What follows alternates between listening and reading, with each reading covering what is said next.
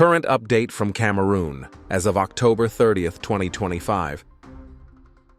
Cameroon is experiencing significant political unrest following the October 12th presidential election, where 92-year-old incumbent President Paul Biya was declared the winner for an 8th term.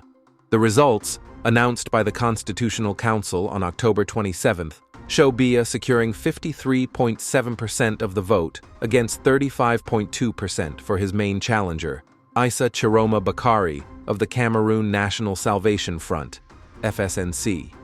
Opposition leaders, including Tchiroma, have rejected the outcome, alleging widespread fraud, ballot stuffing, and manipulation, claiming their own tallies showed Tchiroma winning with 54.8%. Protests and violence. Demonstrations have erupted nationwide, particularly in Douala, the economic capital, Garoua, and Yaoundé, with barricades, tire burnings, and clashes between protesters and security forces. At least 4 people have been killed in Douala alone since October 26th, and dozens of opposition supporters, activists, and leaders have been arrested.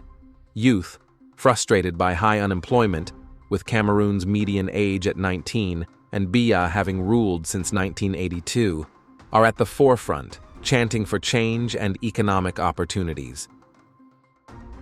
Opposition response.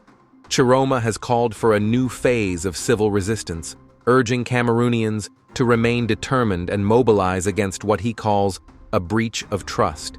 He stated on social media, "Only your determination will make them leave. Fear will not stop us." This follows his earlier claim of victory and a nationwide protest call. Government actions. A ban on public gatherings remains in effect since Election Day. Many businesses are closed due to fears of escalation, and internet access has been disrupted in parts of the country to curb mobilization. Security forces have been deployed heavily, with reports of arrests for plotting violent attacks. The ruling Cameroon People's Democratic Movement, CPDM, has dismissed opposition claims as baseless. Broader context. The election occurs amid ongoing crises, including the separatist conflict in English-speaking regions since 2016, Boko Haram attacks in the far north, ethnic tensions, and 2024 floods displacing thousands. Analysts warn of potential escalation, with some predicting Biya's government may not last long, amid Gen Z-led protests echoing movements elsewhere in Africa. The African Union has been criticized for silence. Social media sentiment from recent X posts. Users are divided. Some defend the military's role in maintaining stability against external threats like Boko Haram, while others decry repression and call for youth-led change. Posts highlight incidents like the barring of pro-Biya academic Mesanga Nyamding from entering Garoua, seen as regime control tactics. Opposition voices amplify Tchiroma's resistance call, with hashtags like #Cameroon Decides 2025 and post-election crisis trending. The situation remains fluid, with fears of further violence.